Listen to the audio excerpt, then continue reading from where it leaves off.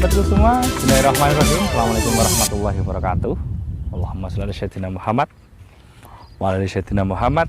Semua sahabatku, semoga kita semua dalam keadaan sehat, dijauhkan dari penyakit jasmani dan penyakit rohani. Sehat jasmani, sehat rohani, gitu ya, amin. Yang komen amin, mudah-mudahan hatinya semuanya sehat. Nah, saya doakan gitu. Penyakit yang paling berbahaya itu penyakit rohani, penyakit iri. Nah, anak jere guruku itu biyen kemilian. Nah, jadi kemilian itu bahasa Jawa ya, bahasa Indonesia itu artinya gini, kita iri terhadap apa yang dipunyai orang lain, selalu kepingin ini, selalu kepingin itu, padahal kita secara keadaan finansial dan apapun kita belum mampu menjangkau. Nah, itu jenenge kemilian. Nah, semoga kita semua dihindarkan dari yang seperti itu. Termasuk motor itu bisa jadi kemilian. Kemiliannya gimana?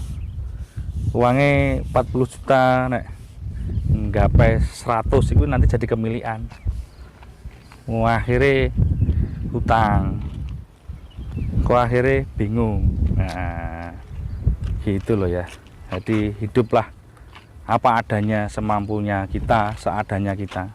Jadilah diri sendiri ya.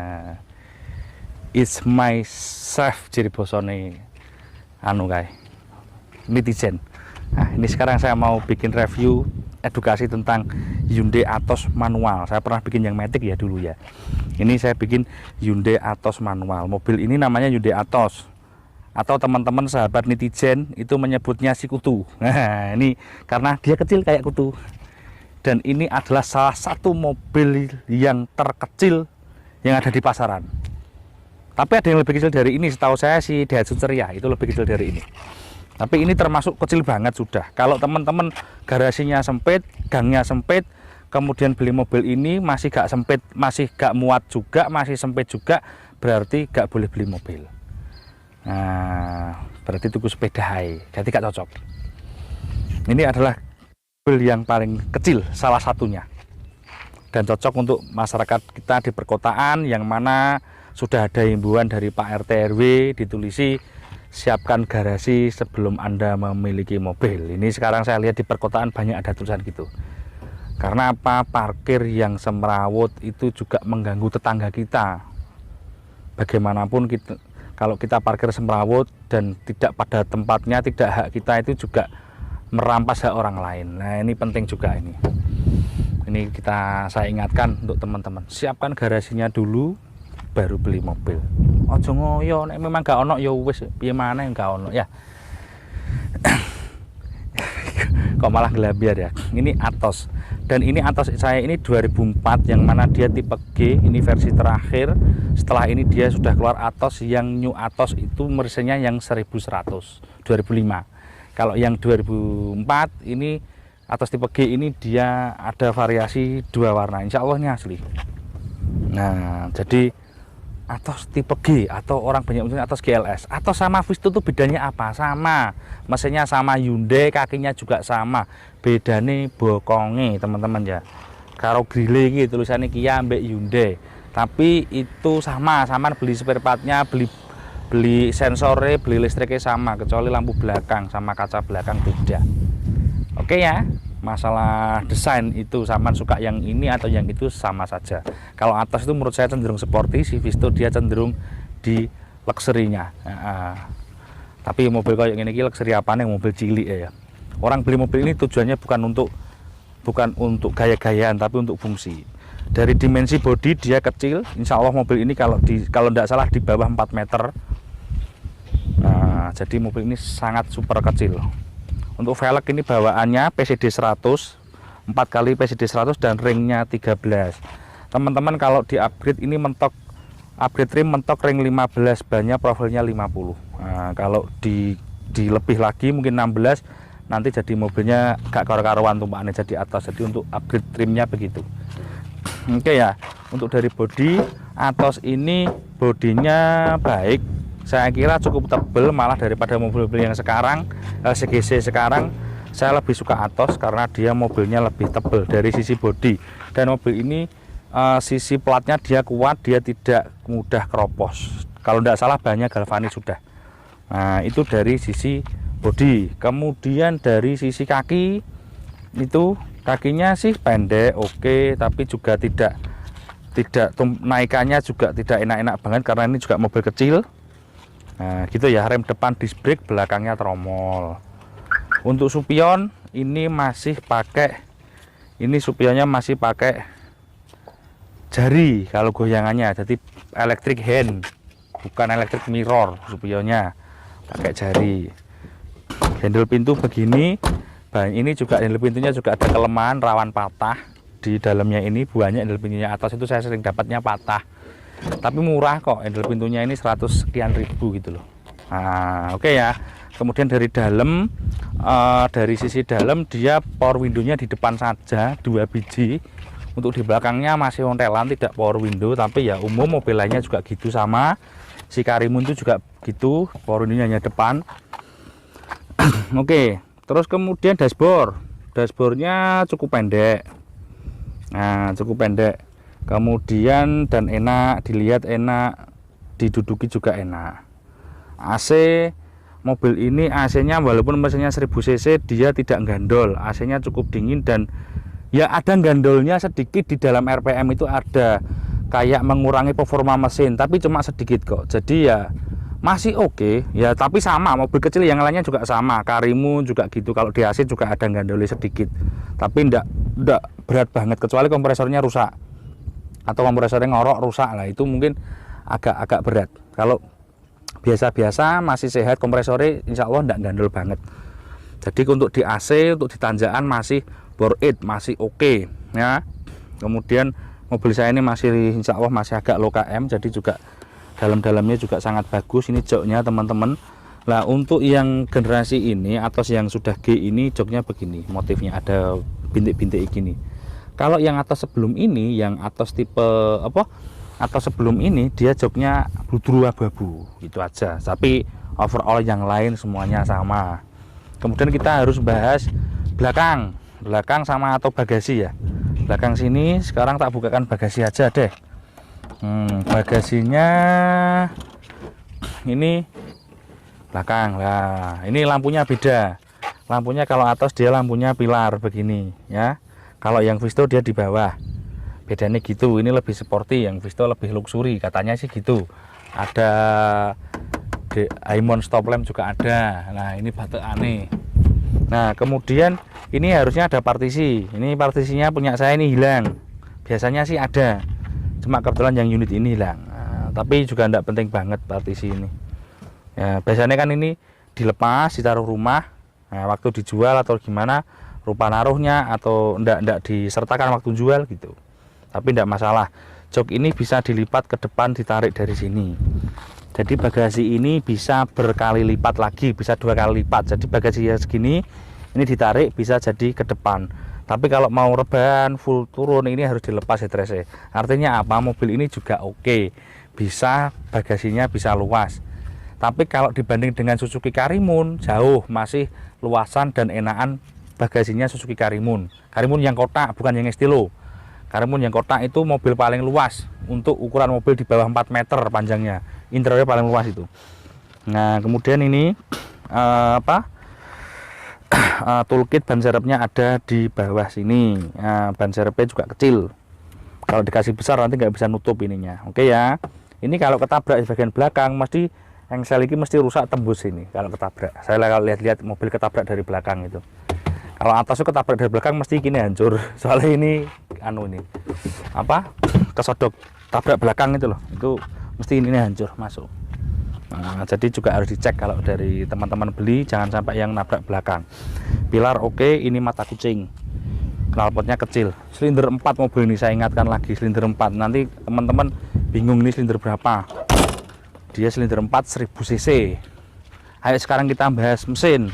Bodinya ya begitu aja. Nah, ini saya lali teman-teman.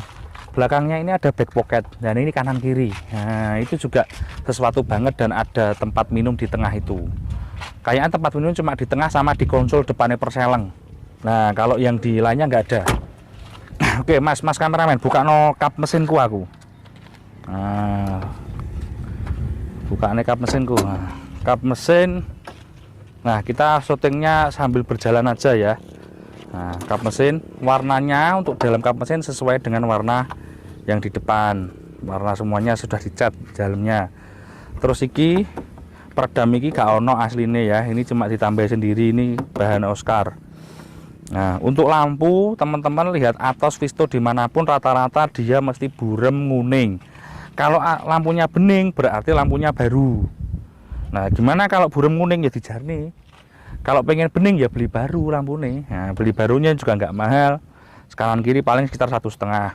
Itu nanti 5 tahun kuning lagi. Itu biasa. Lampu mobil sekarang plastik itu gitu, kuning semua. Kalau dia, apalagi yang teman-teman upgrade bohlam. Bolanya kan standarnya kan 55 watt. Kalau di upgrade ditambahi kabel relay tambahan jadi 100 watt. Lampu ini umurnya nggak lama, mesti gampang kuning. Tapi lampu ini terang. Gitu. Solusinya kalau gimana kasih LED ada. Cuma LED itu kalau yang teman-teman ini untuk masalah LED juga saya singgung.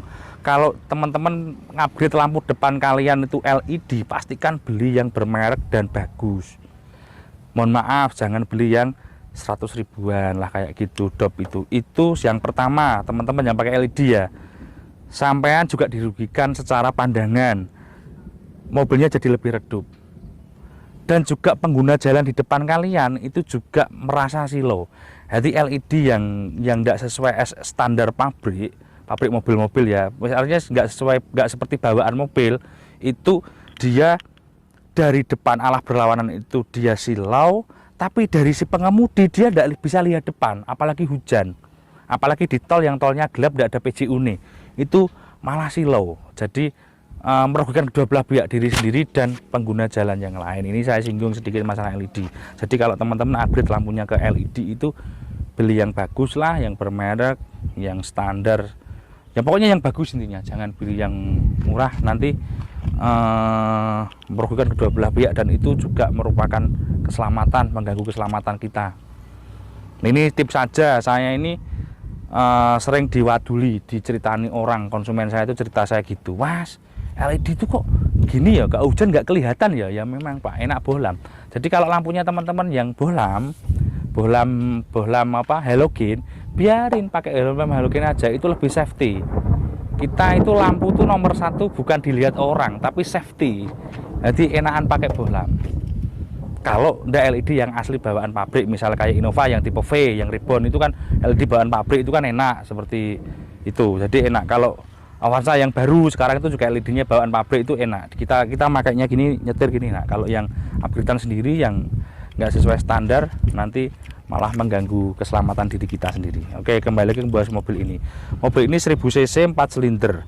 Bahan bakarnya saya bilang sangat irit, masih ketemu 1 liternya 14-15 km per liter. Kurang lebihnya sama dengan Ayla lah.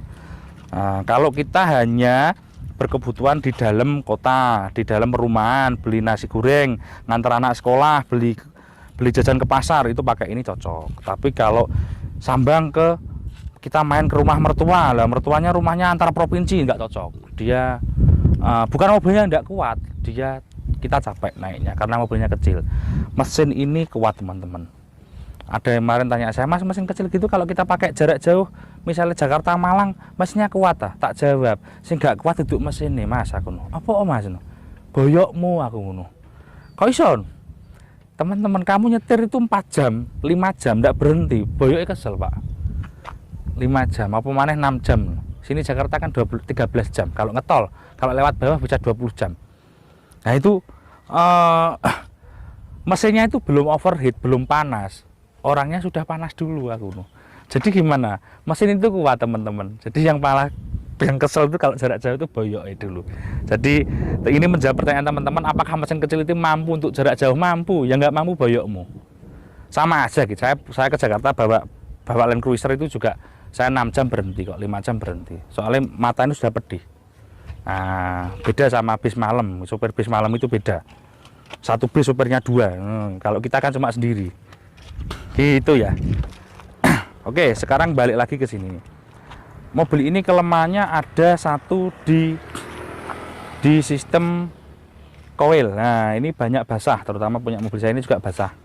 Kemudian dari pak koil sama pak dilko sini ke arah sama pak atas ini basah. Nah, kalau ada teman-teman punya mobil Atos ini beluk di sini keluar asapnya, itu jangan panik, itu uli dari pak deklep yang paling atas ini mili itu mengalir ke manifold knalpot, akhirnya dia terbakar dan ada asapnya di mesin dan baunya sangit. Itu kita tinggal belikan pak deklep atas saja. Nah, ini murah harganya, insya Allah tidak sampai 100.000 gitu ya. Jadi kalau beli mobil seperti ini, pak deklep atas gantiin aja sama seal delco sama blok kawal itu sama ganti pak pakai, itu nggak sampai uang 250.000 kok. Itu yang pertama kita sekali beli. Kemudian yang kedua adalah tentang nomor mesin. Nah, ini nomor mesin Hyundai Atos, Kia Visto itu hampir semuanya tipis dan bahkan nyaris tidak kelihatan. Nyaris kalau digesek gini nyaris tidak kelihatan. Jadi akhirnya geseknya ngangkat. Jadi ini ilustrasi aja ya teman-teman. Ini misalnya di sini ini nomor mesinnya.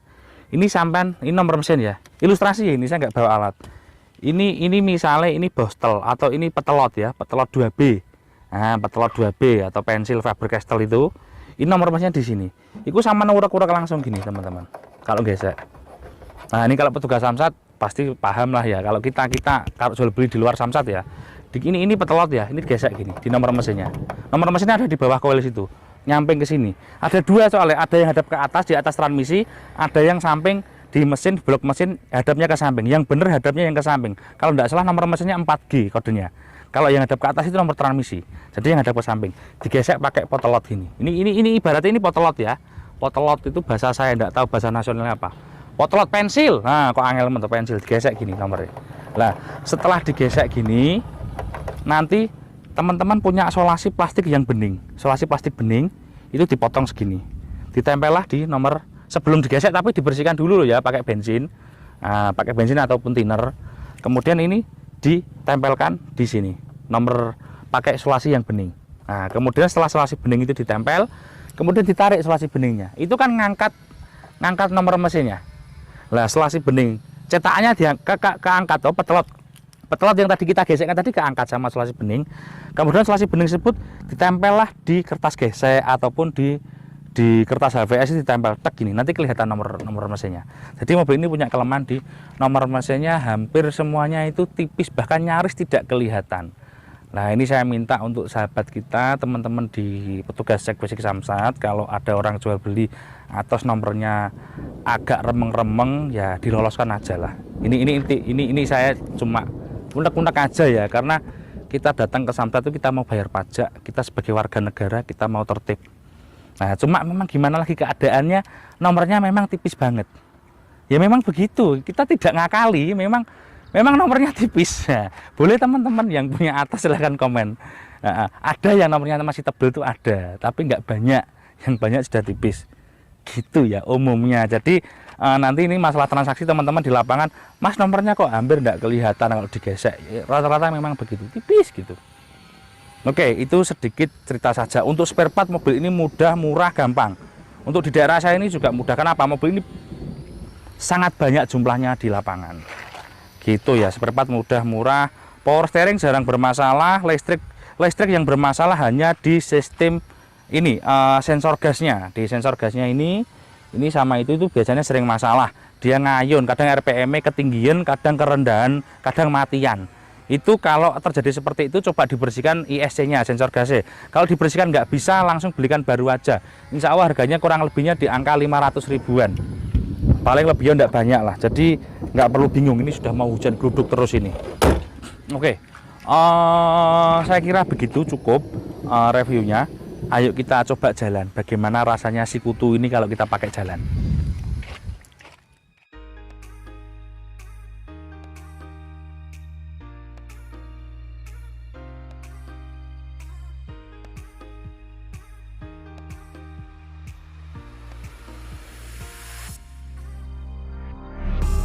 Oke teman-teman, kita coba mobilnya. Sekarang karena mobil ini sangat kecil, tak tunjukkan betapa enaknya dipakai muter-muter. Nah ini tuh muter, muter lagi, betapa enaknya mobil ini dan lincahnya mobil ini. kita pakai ke lingkup perkotaan. Nah ini kita tunjukkan betapa kecilnya sudut putar daripada mobil ini. Saya kira begitu. Jadi sudutnya itu beloknya kecil. Jadi mobil ini memang untuk perkotaan. Jadi tidak cocok untuk di tol jarak jauh. Nah nanti ini kalau disalip bis gitu, nanti agak goyang gini karena mobilnya enteng itu ringan. Nah, kemudian kalau kuatnya kuat. Kalau kita emergensi, kita mau ke Jakarta dari Jawa Timur ke Jakarta pakai mobil ini ya kuat. Siapa bilang nggak kuat? Ya nggak kuat itu sopirnya, boyoknya kesel. Jadi gitu. Untuk setir cukup asik, walaupun dia belum EPS, dia pakai pompa, itu malah saya seneng ya. Setirnya cukup asik, saya tidak pernah menemukan Atos atau Visto itu kendala setirnya nyeleng itu kayak kaku gitu. Saya selama ini punya mobil seperti ini jarang setirnya kaku atau terlalu ringan juga tidak. Jadi power steeringnya cukup baik, dan gejala bocor di mana namanya di rack setir itu juga minim terdengar. Saya juga artinya dari konsumen itu jarang lah komplain masalah itu. Nah jadi yang sering basah itu malah di pak deklep yang atas tadi saya jelaskan. Nah, kemudian untuk suara bising ini di paping, suara bising dari paping masuk, oke masuk, saya sepakat, karena ini mobil ini juga ya seperti mobil CGC seperti kayak gitu, juga suara bising dari paving, artinya peredaman kabinnya tidak cukup baik, kurang ya, tapi memang mobil ini untuk jalan pelan ya. Kemudian rasa mesin sangat enak, untuk tanjakan enak. Mobilnya cc-nya kecil, tenaganya juga tidak besar, tapi kan ringan bobot kendaraannya, jadi juga terasa enak. Dari sisi handling ataupun kita untuk tanjakan cukup enak. Transmisi enak, kopling jarang bermasalah, empuk. Kondisi rem juga jarang bermasalah. Mobil ini intinya untuk kelasnya mobil kecil cukup oke lah. Nah, jadi yang dari sisi gas itu yang sering dengar si Visto trouble dari sisi gas tadi itu, kadang ngayun, kadang RPM-nya terlalu kecil. Nah, pokoknya kalau IC-nya normal, mesinnya tidak ngobos, insya Allah oke.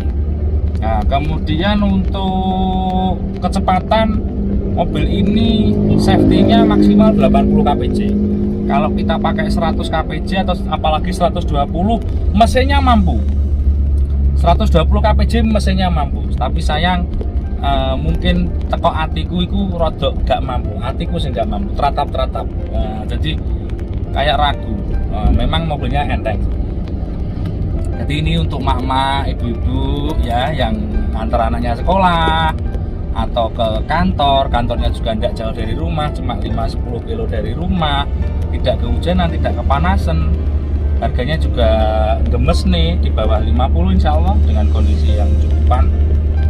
Kalau di bawah 40 saya agak bertanda tanya apakah kondisinya ya. Kalau mendekati angka 50 masih worth it lah untuk harganya. Kemudian transmisinya oke, jarang oblak. Duduk di belakang juga oke, cuma agak tegak gini rasanya di belakang. Terus perbandingan mobil ini kalau kita bandingkan dengan teman-temannya mungkin Daihatsu Ceria lebih besar ini sedikit. Kalau kita bandingkan dengan si Karimun, naikannya empuan Karimun, interior juga menang Karimun Kota, tapi harganya juga tinggi Karimun Kota. Memang harganya Karimun Kota bisa 10 juta lebih mahal atau lebih dari mobil ini. Terus untuk pangsa pasar cukup baik. Saya perhatikan mobil ini 2 tahun terakhir ini juga tidak mengalami penurunan, padahal mobil-mobil baru juga mengalami penurunan yang cukup signifikan. Tak ulangi lagi, untuk AC enak, AC-nya enak, pokok AC-nya normal, kompresornya nggak berat. Insya Allah kita pakai nanjak nggak gandol, jangan khawatir teman-teman. Oke, saya kira gitu cukup. Terlepas dari semua kekurangannya juga masih banyak nilai positifnya. Jadi intinya tadi itu, yang penting beli mobil itu sesuai dengan kemampuan finansial dan pengetahuan otomotif Anda, dan juga kapasitas tempat tinggal Anda, garasi itu juga harus diperhatikan. Oke, terima kasih atas perhatian semuanya sahabat sekalian. Mudah-mudahan video ini bermanfaat, informasinya bermanfaat. Mohon maaf bila ada salah kata, salah ucap, yang pasti tidak saya sengaja, dan ini cuma hiburan ya. Terima kasih. Selalu dukung Atmat Jaya Motor, jangan lupa subscribe dan like. Assalamualaikum warahmatullahi wabarakatuh.